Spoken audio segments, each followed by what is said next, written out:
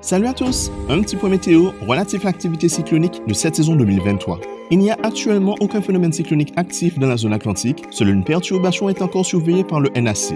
En effet, l'onde tropicale référencée Invest 96L a manqué la fenêtre météorologique favorable à son développement et a peu à peu quasiment perdu toute chance de cyclogénèse. Elle se retrouve à présent confrontée à un fort cisaillement, perturbant son organisation pluvio-orageuse. Ce système se déplace vers le nord Atlantique, loin de toute terre habitée, et il se pourrait qu'il ne soit plus suivi par le NAC lorsque vous prendrez connaissance de ce bulletin. Concernant les conditions environnementales régnant dans la partie tropicale de l'océan Atlantique, l'atmosphère relativement sèche est le seul élément majeur qui contrarie actuellement le développement des différentes zones tropicales circulant entre l'Afrique et l'arc antillais. Le cisaillement est actuellement faible dans cette région et la température de l'eau y demeure toujours supérieure au normal de saison. Il est difficile de prévoir quand le dernier verrou protecteur que représente le couple air sec et brume de sable sautera.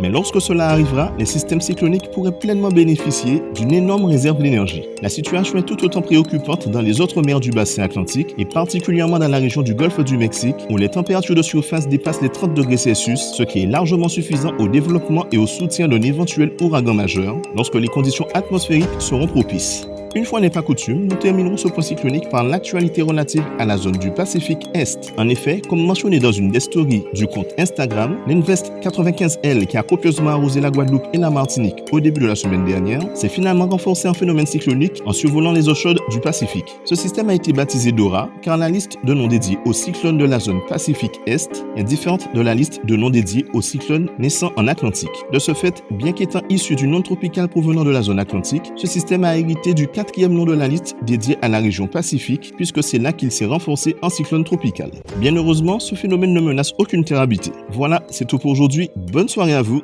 à bientôt.